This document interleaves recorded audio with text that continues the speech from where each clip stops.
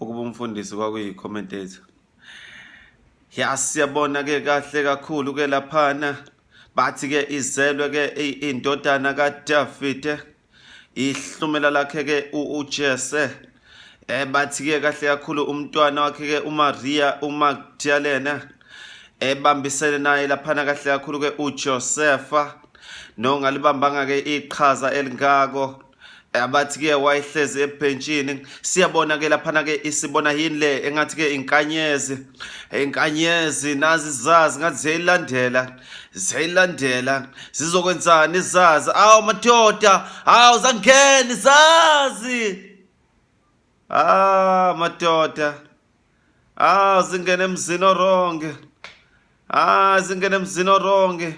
Emzini wayo ke laphana ke inkosi ke uHerodi okuyinkosi ke laphana ke emelene kahle kakhulu nokuzalwa kwendodana ke eyomuntu. Angiboni ke ntshosho ukuthi uHerodi uzoyithanda le ndaba.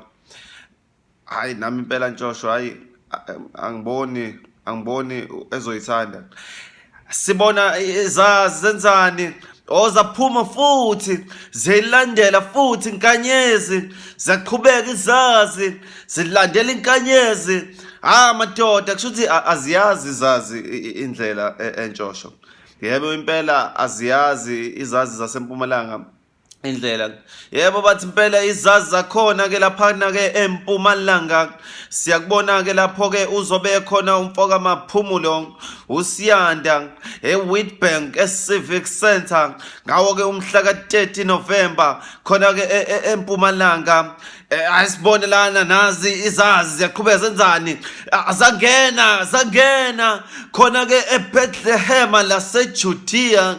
Bathi ke nawe eBethlehem awumncinyana zangena laphana ke izazi ngathi khona impela lana kuzalelwe khona ke inkosi ke yamakhosi. Bathi uJesu, bathi ke uKristu.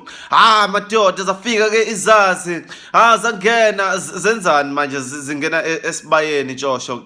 Ngathi indodana yomuntu ikhona esibayeni. Bathi umntwana uzalele esibayeni.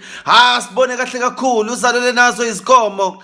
Ini ngabe ibhakabhaka leli ntshosho. Nayi ke inkosi yamakhosi. Madoda, izalele khona lapha. Asibone zikibani izazi. Ngathi kahle kakhulu ziphethe ke izipho. Nazi zikhipha izipho. Ngathi sibona yona ke inhlaka. Sibona ke wona amakha. Sibona ke nalo ke igolide. Nali lana ngilimumethe likhona nje khona lana kimi ntshosho. Siyabona kahle kakhulu. Izojabula indodana yomuntu mayikhula isibona lezi zipho. Madoda,